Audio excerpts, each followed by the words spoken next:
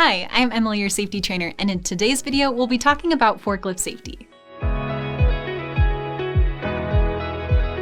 Forklifts, otherwise known as powered industrial trucks, lift trucks, and wait for it, fork trucks, have become integrated in many workplaces all over the globe. Yes, these efficient machines have been a time saver for those needing to shift significant amounts of items about. But even though these vehicles are incredibly helpful at getting the job done, they can still be dangerous.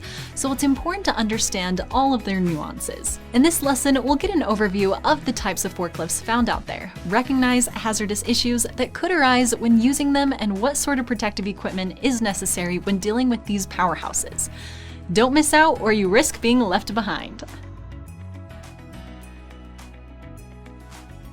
Every workplace has unique and specialized needs, which is why there's so many different types of forklifts available to suit a variety of needs. These types include Class 1, electric motor rider trucks; Class 2, electric motor narrow aisle trucks; Class 3, electric motor hand trucks or hand rider trucks; Class 4, internal combustion engine trucks, which use solid cushion tires; Class 5, internal combustion engine trucks, which use pneumatic tires; Class 6, electric and internal combustion engine tractors; and Class 7, rough terrain forklift trucks. Forklifts are an essential piece of equipment for many businesses, and their power source can make a difference in performance.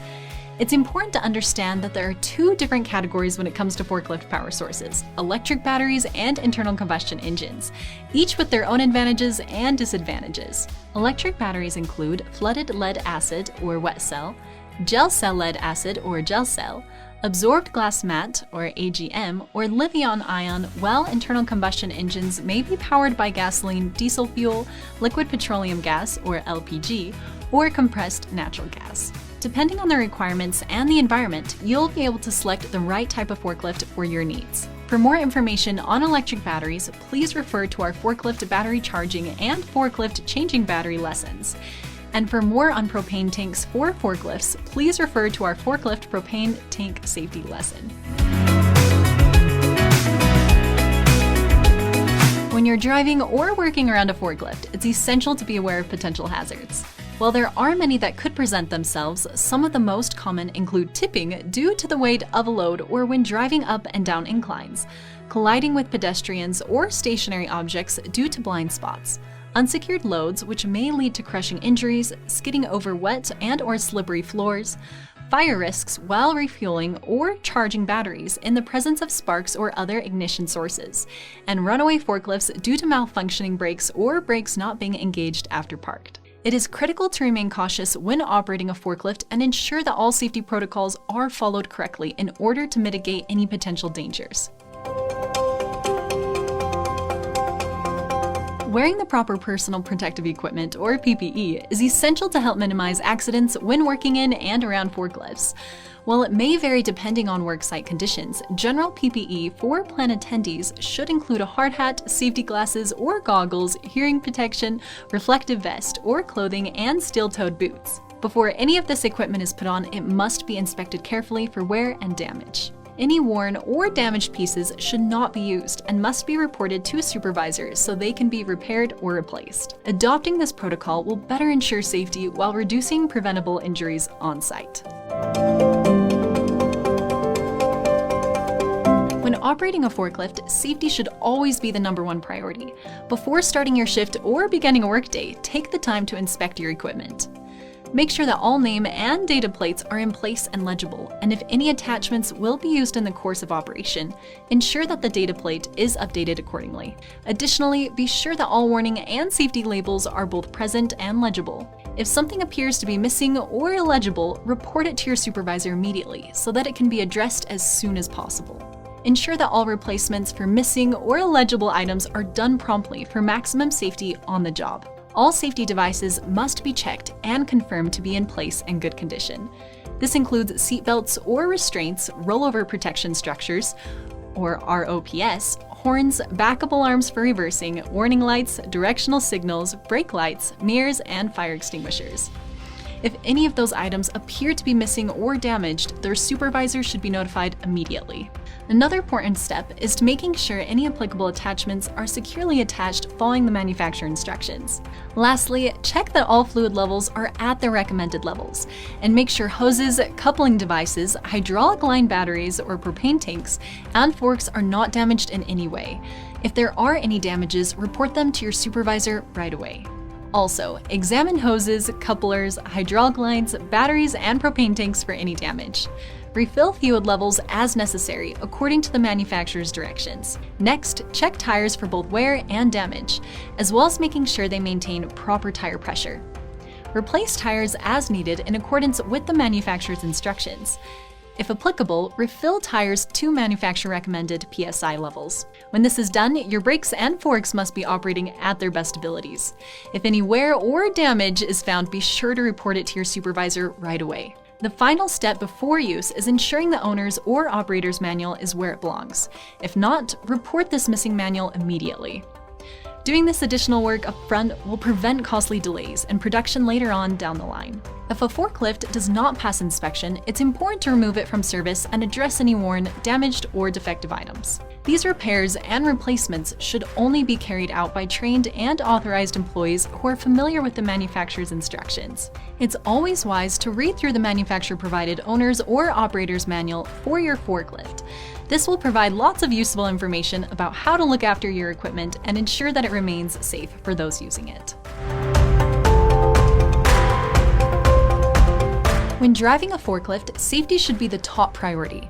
All forklift drivers must be 18 years or older, trained and authorized by the employer before they can legally operate one. All drivers must not be under the influence of alcohol or any substance, including prescribed medications, which could impair their ability to safely drive the vehicle. If you are on prescription medications, please speak with your supervisor. Shoes need to be inspected for grease, as it can lead to slipping when mounting or dismounting the vehicle, and 3 points of contact should always be made when entering and exiting the forklift. Wearing a seatbelt while operating a forklift is mandatory, as well as no passengers on board or on the forks. Never allow anyone to ride on the forklift, either on its body or on the forks themselves.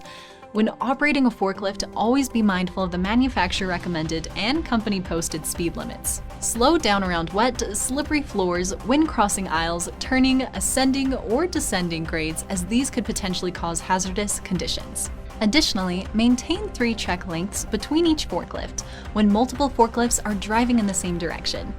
Keep your eyes ahead. Do not proceed until pedestrians have cleared your path, and never engage in stunt driving or horseplay.